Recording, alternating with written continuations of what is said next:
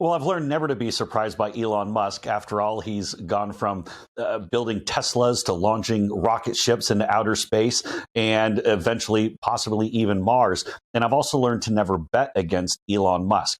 Here is the challenge, though, is that Twitter's brand is fundamentally broken, at least here in the United States, and I think around much of the world. And even though it might be this great tool, this great technology, they've made it such a vehicle for wokeism and political cancel culture that I don't even know if the great Elon Musk will be able to save it. Here's the good thing. The good thing is this is shining a big, bright spotlight now on big tech censorship, on big tech discrimination. So I think can only be an upside, whatever Musk attempts to do. Of your Getter backdrop there, I mean, you've got a commercial angle on this, and let 1,000 flowers bloom. Let's have more competition. Getter provides a rival platform. That's wonderful.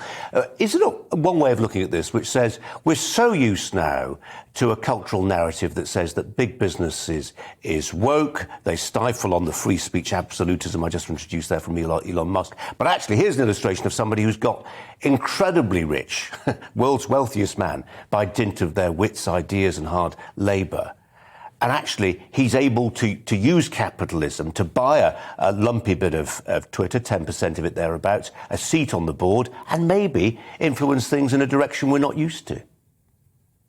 Well, so that's what we would hope. And obviously, we've seen that Musk has been very outspoken. I think he's someone who's much more libertarian, who wants to give people that freedom of speech.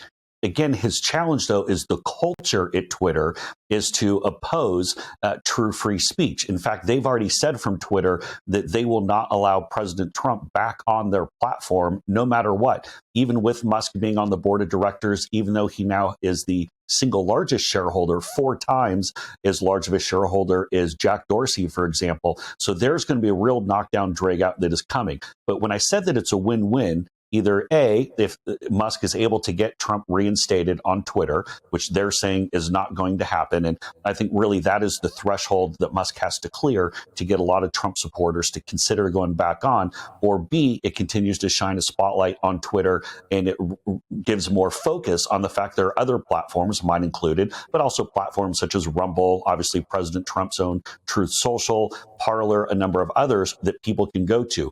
Ultimately, what we want to make sure is that people have free speech, the flow of information is decentralized, and at some point, we're going to have to get past this nasty game of wokeism and cancel culture if we want to survive as a society.